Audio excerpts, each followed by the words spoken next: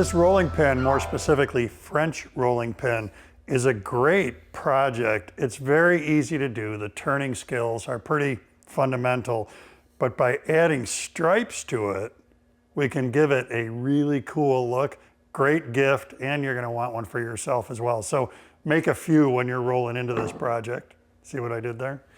What you wanna do to get going, a couple things. Bunch of thin strips. The strips in this selection vary from a 1/2 inch thick down to a little over 1/8 of an inch thick. It's nice to have some variation there. Just gives you a visual change when you're making your rolling pin. The other thing that's handy is to have a template that we're eventually going to use to make the blank for the rolling pin. If you have plexiglass in your shop, it's nice to use plexiglass for this. The reason being that even now when I'm laying this out, I can lay the plexiglass on there and get a feel for what the blank is going to look like, because of course I can see through the plexiglass. So what I mean by all this is that now we are to the let's arrange the strips stage. What I want to do is not end up with a light colored strip next to a light colored strip, and then I also want to provide a variation of staggering the skinnier stuff into the mix here. So let's see what happens.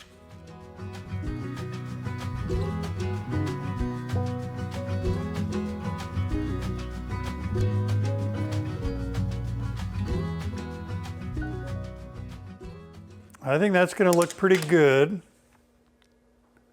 So let's talk gluing. I'm going to put this together with Titebond 3, using that glue for a bunch of reasons. It's waterproof, so over the life of my rolling pin getting cleaned up and used and everything else you do with a rolling pin, that glue is going to hold up great. It's also food safe. A number of Titebond products are food safe, and you can check that out just by reading the label and seeing if the product you're after is. Gonna set up my clamps. And then next, spread a bunch of glue. The other thing I'll point out is that when I'm doing a big strip glue up like this, I like to have a thick one on the outside and a thick one on the outside, as opposed to ending with a thin. The reason being that that thicker strip is going to act like a clamping caul on the outside here to make sure that when we apply clamping pressure, it closes everything. If the thin strip is on the outside, it's not as effective a caul. What I did is I put that Titebond 3 in a roller bottle.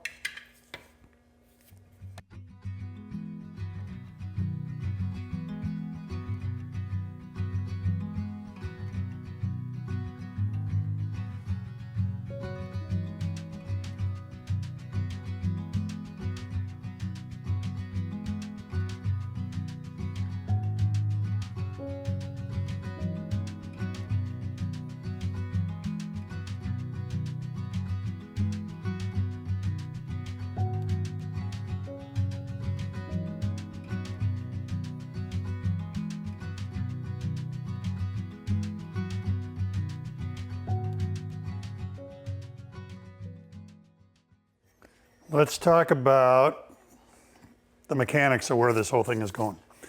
On the rolling pin, the large diameter here in the center is 1 3/4 inch.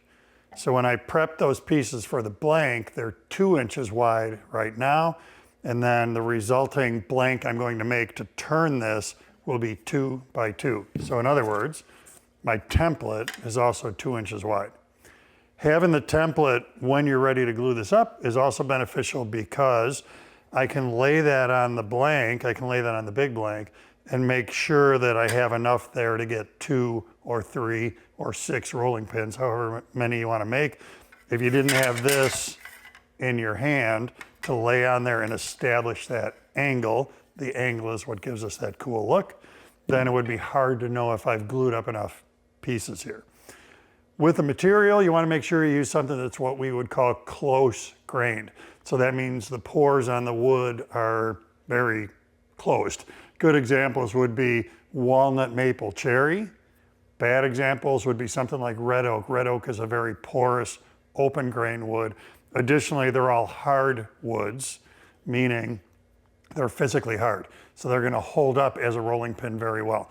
Pine would be a real bad choice for a rolling pin. So close grained hardwoods, and what you're looking at here, it's ash, cherry, walnut, maple, and zebra wood. Next step is watch glue dry, and then we can come back and cut our blanks.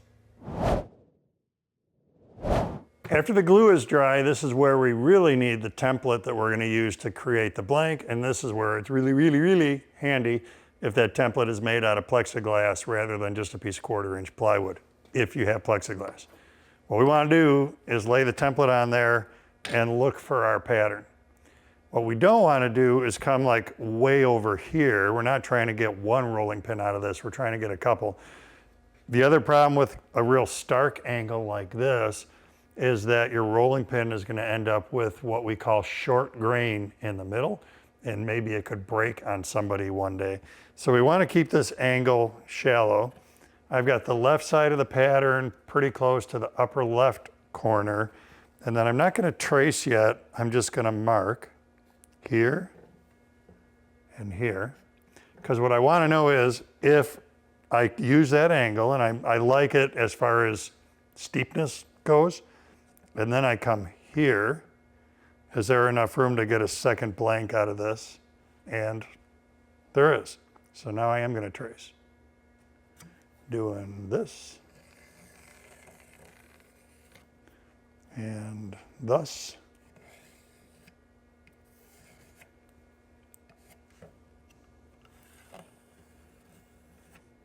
Giving us enough real estate for 2 angled striped rolling pin blanks to come out of this. Bandsaw is a great way to cut this. You can do this as just a freehand cut on your bandsaw.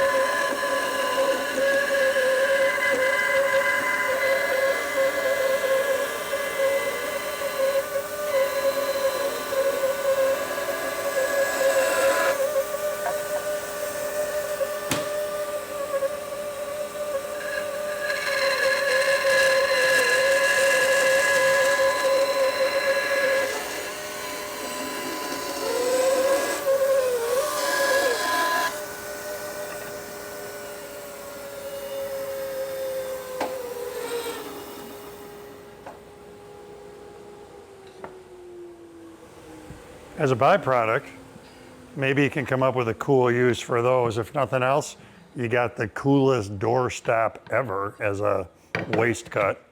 With your blanks, run those to the miter saw, square off the ends, and get them set up to go on the lathe, spur center, tailstock, and we'll have a look at what it takes to turn this into a French rolling pin.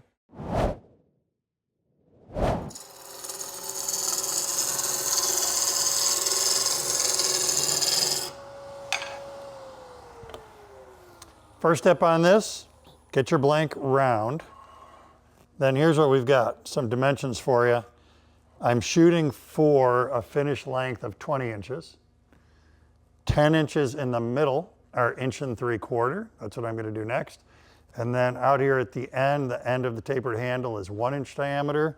End of this tapered handle is 1 inch diameter. So next thing I'm gonna do is get calipers set to 1 3/4. And we'll get that diameter going in the middle.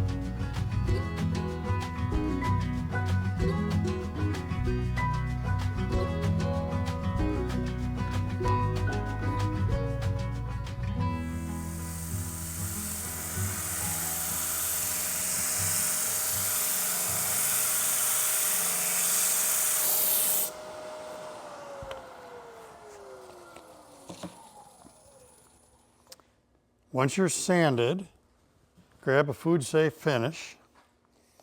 And this is always the fun part, when finish hits the material, especially on a striped rolling pin like this. This is gonna look crazy cool.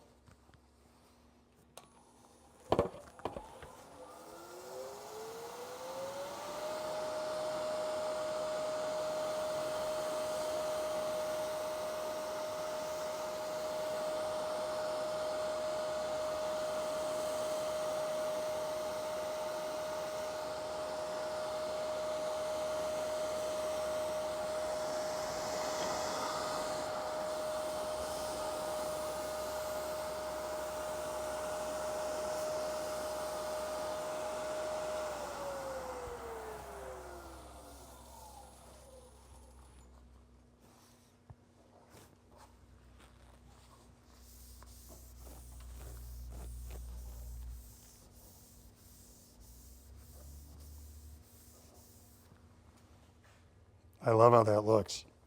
Now, just a couple more steps. When this is dry, get that off the lathe and cut the ends. Then we want those ends to be just slightly rounded. And you can easily do that off the lathe with hand sanding or maybe a random orbit sander, but just kind of knock that corner off at the end of those tapers. Probably gonna take one more coat after this coat soaks in.